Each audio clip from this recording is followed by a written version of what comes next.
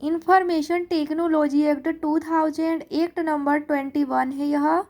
इसमें हम देख रहे हैं सेक्शन 2 में जो डेफिनेशन दी गई हैं वे धारा 2 की उपधारा 1 के क्लोज ङ यानी कि ई में है समुचित सरकार की परिभाषा।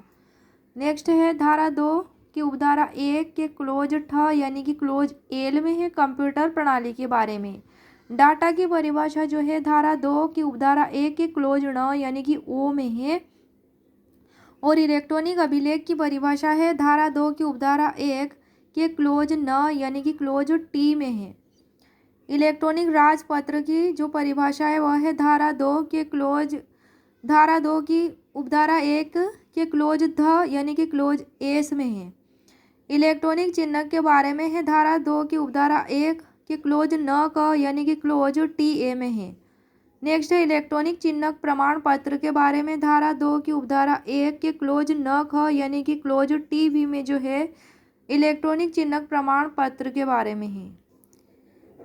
नेक्स्ट है सूचना, तो सूचना के बारे में है धारा 2 की उपधारा 1 के क्लोज फ यानी कि क्लोज वी में है। कुंजी युग्म के बारे में धारा 2 की उपधारा 1 के क्लोज भ यानी कि क्लोज एक्स में है।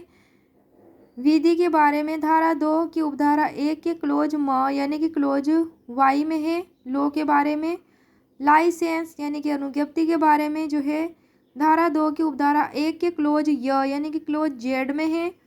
प्राइवेट पूंजी के बारे में धारा 2 की उपधारा 1 के क्लोज य ग यानी कि जेड सी में है।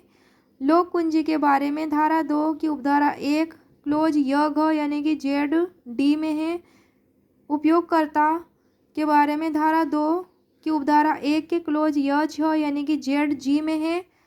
वेरीफाई यानी कि सत्यापित करना, इसके बारे में धारा 2 की उपधारा 1 के क्लोज य ज में है यानी कि जेड एच में।